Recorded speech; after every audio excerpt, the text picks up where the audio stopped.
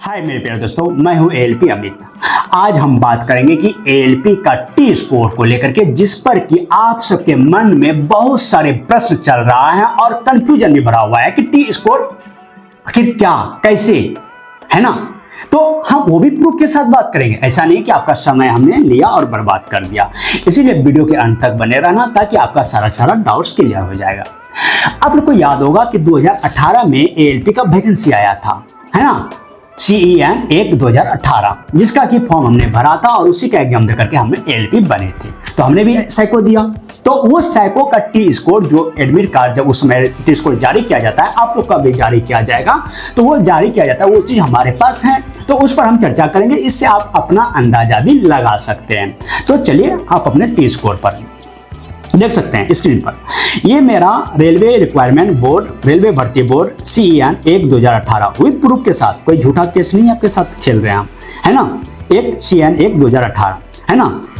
तो नीचे लिखा हुआ है, देख सकते हैं, एप्टीट्यूड टेस्ट स्कोर कार्ड, है ना। टी स्कोर में टेस्ट 1 है, टेस्ट 2 है, टेस्ट 3 है, टेस्ट 4 है और टेस्ट 5 है, यानी कि 5 टेस्ट लिया जाता है। आप लोग को 5 टेस्ट लिया गया है। तो टेस्ट 1 में जो है वो 46.66893 है। टेस्ट 2 में 56.02437 है।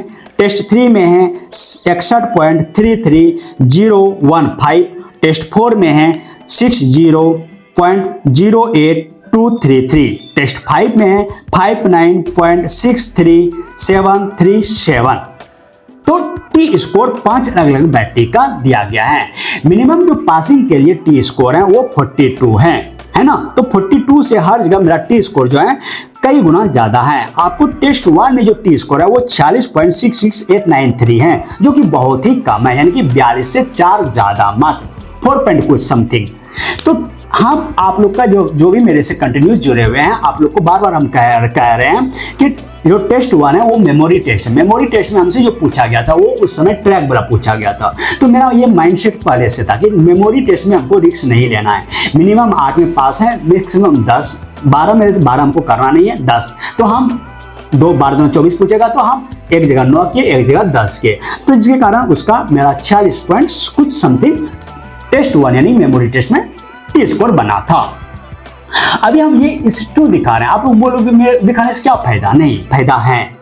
इससे आप अपना अंदाजा लगा सकते हैं कि हम वहां पर किस बैटरी में कितना किए हैं, तो उस हिसाब से आपका टी स्कोर होना चाहिए, है ना। तो मेमोरी टेस्ट में हमने 8, एक में 9, एक में 10 ऐसा किया हमने। तो आपने कितना किया, उससे ज्यादा किया तो टी स्कोर ज्यादा बनेगा।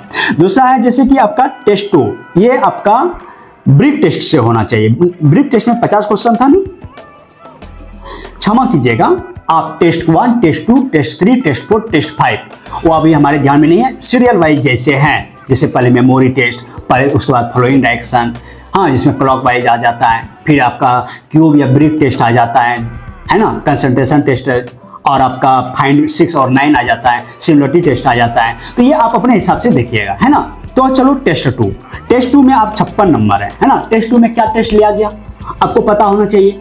तो उसमें आपने कितना किया, हमने एक चीज आपको क्लियर कर देते हैं, हम सिर्फ मेमोरी टेस्ट में ही रिस्क नहीं लिए, बाकी मेरा सब बढ़िया, वो भी बढ़िया था, लेकिन हमको रिस्क नहीं लेना था उसमें। बाकी जो हमने किया वो फुल किया, किसी में एक भी प्रश्न हमने छोड़ा नहीं, सब में फुल किए हैं, ठीक है ना।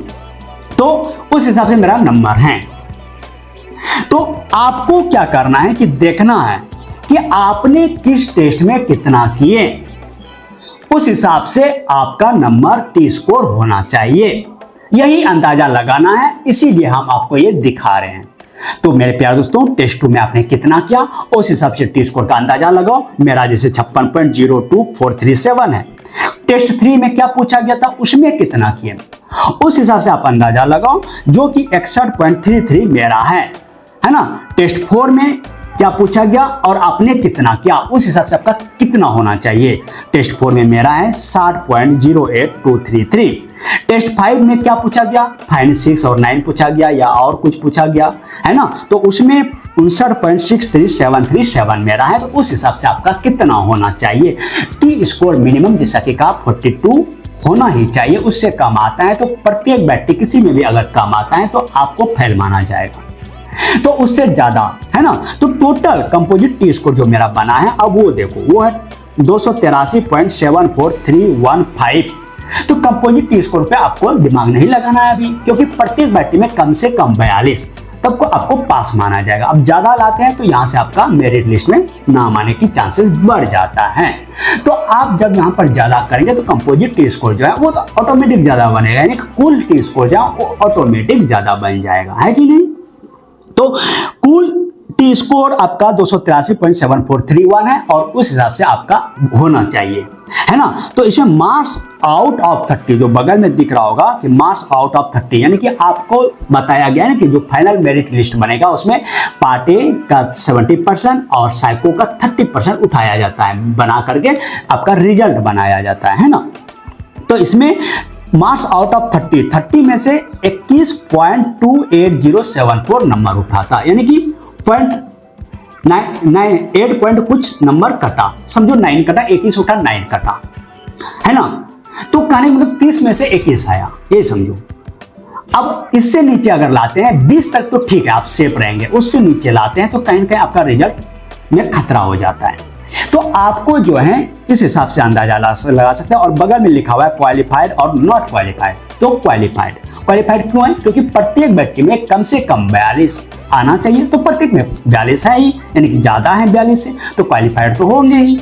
अब मेरिट लिस्ट में यहां का 30% उठाया ना, 21 आया ना, अब वहां का 70% और दोनों मिलाकर के मेरिट लिस्ट बनाएगा, तो उस समय मेरिट लिस्ट में आपका रिजल्ट बनता है कि नहीं बनता है, वो अलग केस है, फिर ये अलग केस है। समझ में आ रहा है क्लियर। तो इस हिसाब से आप अपना टी स्कोर का एक आइडिया, आपने एग्जाम दिए हैं, आपने किस बैटरी में कितना किया आपको पता है, उस हिसाब से आप एक अपना टी स्कोर बना सकते हैं, यानी कि आपको अंदाजा हो जाएगा कि हाँ चलो मेरा इतना इतना टी स्कोर बन रहा है, तो इतना बन रहा है, तो इस हिसाब से मेरा रिजल्ट हो जाना चाहिए, है ना। मेरे प्यारे दोस्तों, ये दिखाने का बस मेरा एक ही मकसद था कि आप निडर होकर के आपने साइको में बढ़िया किए हैं, 50 में 50 ब्रेक टेस्ट में ठोके हैं, फ्लोइंग डायरेक्शन में आपने पूरा ठोके हैं, डिप ये 5, 6 और 9 पूछा है पूरा ठोके हैं, मेमोरी टेस्ट में पूरा किया तो ठीक है, नहीं तो आप 8, 9, 10 इस तरह के किए हैं तो ठीक है, आपको डरने की चिंता नहीं है। इसी तरह से टी स्कोर बना करके रिजल्ट को बनाया जाएगा, तो उस समय आपका रिजल्ट हो जाएगा। हाँ, बशर्ते पार्ट ए में जो CBT 2 का समय पार्ट ए हुआ था उसमें नंबर बढ़िया होना चाहिए, है ना। तो उम्मीद करेंगे कि आपका जो भी डाउट्स होगा वो माइंड से हट गया होगा, यानी क्लियर हो गया होगा। अब देखो, यदि अभी जो आपका साइको लिया गया है जिसमें कि धांधली पाया गया, यानी धांधली का मतलब कि किसी का सिस्टम काम नहीं किया, तो किसी का माउस काम नहीं किया, तो किसी का क्वेश्चन बना करके सबमिट किया तो पूरा सबमिट नहीं हुआ, जिसके कारण कह रहा है रेल जो कह रहा है, आपका जो नोटिफिकेशन जारी किया है उस नोटिफिकेशन के हिसाब से रेलवे कह रहा है कि हम उसी पार्टिकुलर सेंटर पर उसी पार्टिकुलर कैंडिडेट का एग्जाम फिर से लेंगे जिसका कि प्रॉब्लम पाया गया है। अब देखो, उसके हिसाब से उसका टी स्कोर अलग बनेगा और अब का टी स्कोर अलग बनेगा जो पहले दे चुके हैं। अगर उसका टी स्कोर, अगर उसका मेमोरी टेस्ट कुछ भारी पूछ दिया जाए, भारी का मतलब जैसे ट्रैक वाला दे दिया जाए, जैसे अभी फिगर नंबर वाला दिया था ना, है ना, फिगर नंबर और समय ट्रैक वाला दे दिया जाए, तो उस समय लड़का ज्यादा गिर जाएगा, क्योंकि उसमें थोड़ा सा डिफिकल्ट हो जाता है ना, तो उस समय लड़का गिर जाएगा, तो गिर जाएगा ना, तो वहां पर तो ज्यादा टी स्कोर पर प्रभाव पड़ा ना। इसका टी स्कोर अलग हो गया, उसका टी स्कोर अलग है, क्योंकि यहाँ पर लड़का ज्यादा किया तो यहाँ पर टी स्कोर हाई हो जाएगा, वहां पर लड़का कम किया तो उस हिसाब से टी स्कोर होगा। और अगर दोनों का सबका ओवरऑल एक बार में एग्जाम लेता तो टी स्कोर सबका बराबर रहता, समान रहता, तो इसीलिए टी स्कोर पर प्रभाव पड़ेगा, यानी कि जो पहले एग्जाम दिया जो बाद में देंगे दोनों का टी स्कोर में काफी अंतर पड़ जाएगा, क्योंकि उसका एग्जाम कुछ और रहेगा, उससे कुछ और पूछा गया, अब से कुछ और पूछा गया। तो समझ में आ रहा है आपको। इसीलिए ओवरऑल इंडिया में ऑल स्टूडेंट का अगर फिर से एग्जाम लिया जाए तो यही बेहतर होगा। बाकी आप लोग क्या चाहते हैं, आप लोग का कमेंट में देख रहा हूं। कोई चाहता है कि फिर से एग्जाम हो, कोई चाहता है कि उसी कैंडिडेट का हो जिसका कि एग्जाम खराब गया है ना।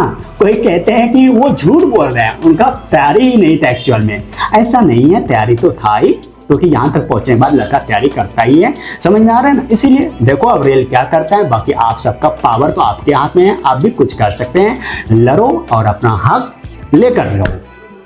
बाकी इसके बावजूद भी आपके मन में अगर कुछ हैं प्रश्न तो कमेंट आपका है, वहां पर जरूर टाइप कीजिएगा, फिर से हम उसको वीडियो के तौर पर जरूर लेंगे। मिलते हैं नेक्स्ट वीडियो में, तब तक के लिए जय हिंद।